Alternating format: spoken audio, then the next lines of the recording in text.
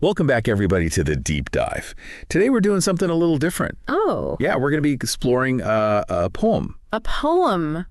Interesting. Yeah, it's about the Sabbath by a contemporary author named Christian Anthonson. Okay. It's from his blog post titled A Sacred Pause, which he published last week on February 14th, 2025. So, Valentine's Day. Valentine's Day. You wouldn't think a short poem and blog post title would offer so much to discuss. Yeah, that's true. It doesn't sound like much, but I'm intrigued. There's a lot to unpack here, I think. Okay. So Anthonson actually starts his blog post by including a passage from Exodus. Okay. Chapter 20, verses 8 through 11. All right. And it's from the King James Version. And it lays the groundwork for the poem by talking about the Sabbath as a day of rest commanded by God. Ah, so he's setting the stage with that biblical context. Right. And the passage says, "Remember the Sabbath day to keep it holy. 6 days you shall labor and do all your work. But the seventh day is the Sabbath of the Lord your God. In it you shall do no work, you, nor your son, nor your daughter, nor your manservant, nor your maidservant, nor your cattle, nor your stranger who is within your gates. For in 6 days the Lord made the heavens and the earth, the sea and all that is in them, and rested the seventh day. Therefore the Lord blessed the Sabbath day and hallowed it." Yeah, that's a foundational text for understanding the Sabbath's importance, not just as like a day off, but a holy day. I mean, centuries of tradition stemming from those lines. Right, exactly. And so now we get to the poem itself. It's called Sabbath's Quiet Heartbeat. Okay. I'm going to read it through and we can kind of unpack it together. All right, sounds good. The world's loud rhythm slows, a softer pulse begins, Sabbath's gentle whisper where new life within us wins. A gift of rest, freely given, deep and true, a space for peace where weary souls renew.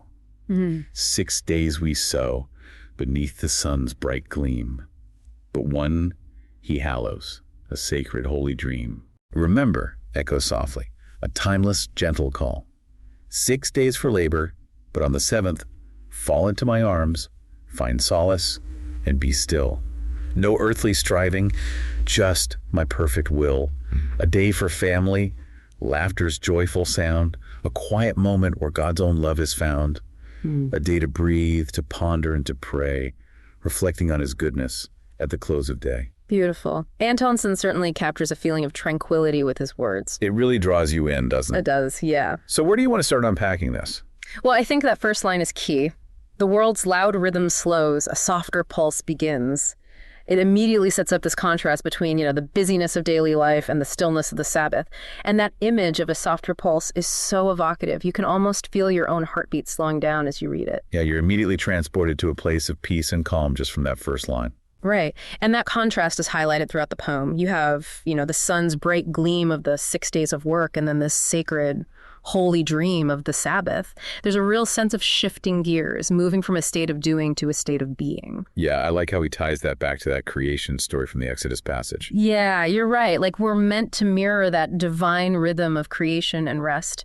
6 days we sow beneath the sun's bright gleam, but one he hallows, a sacred, holy dream. Work and rest, both essential and in balance. Yeah, and then he says, remember, echo softly, a timeless, gentle call. 6 days for labor, but on the seventh, fall into my arms. It feels like it's taking a more personal turn there, don't you think? Absolutely. It shifts from the grand scale of creation to this intimate invitation to rest in God's presence, to let go of striving and surrender to something larger than ourselves. Right. And he continues with, find solace and be still. No earthly striving, just my perfect will.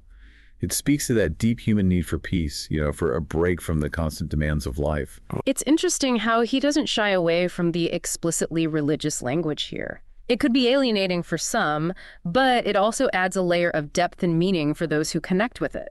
That's a good point. Yeah. And it also ties back to the blog post title, A Sacred Pause.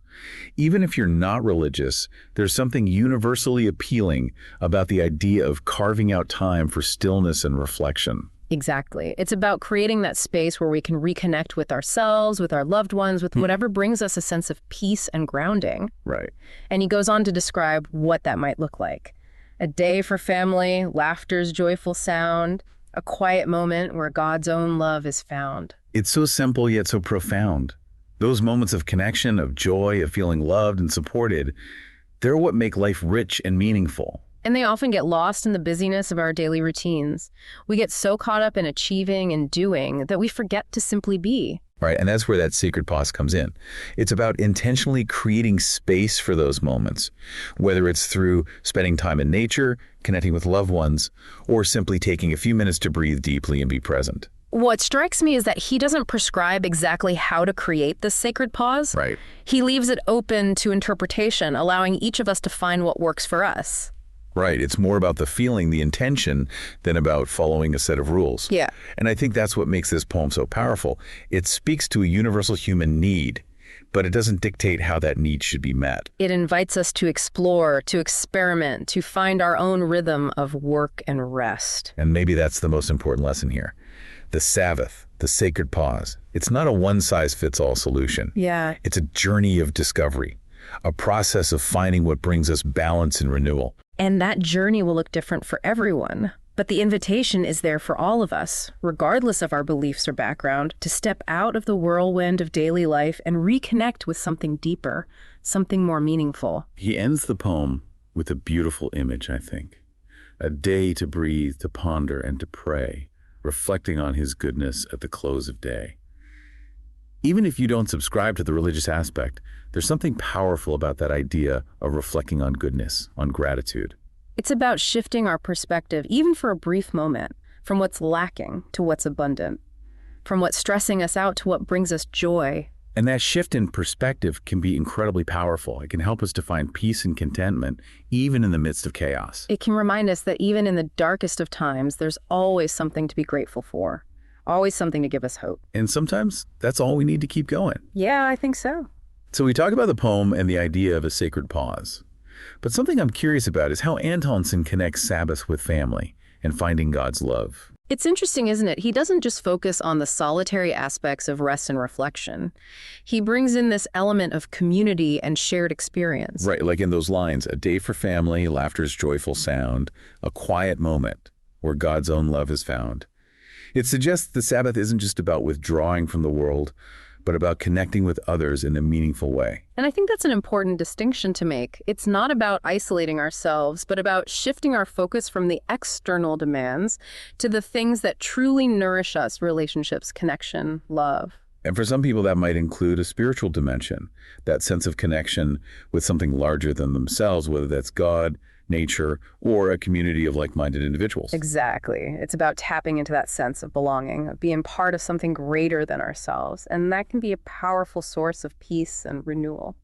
So as we wrap up this deep dive into Sabbath's quiet heartbeat and the idea of creating our own sacred pauses, I think the key takeaway is that it's a deeply personal journey. Absolutely. There's no one-size-fits-all approach. It's about finding what works for you, what helps you to disconnect from the noise and reconnect with yourself, with others, and with whatever brings you a sense of peace and meaning. And it's about giving yourself permission to rest, to step away from the constant demands of daily life and simply be. We hope this conversation has sparked some inspiration for you to explore your own relationship with rest and renewal. Thanks for joining us on the deep dive. Until next time, keep exploring, keep questioning, and keep seeking those sacred pauses in your own life.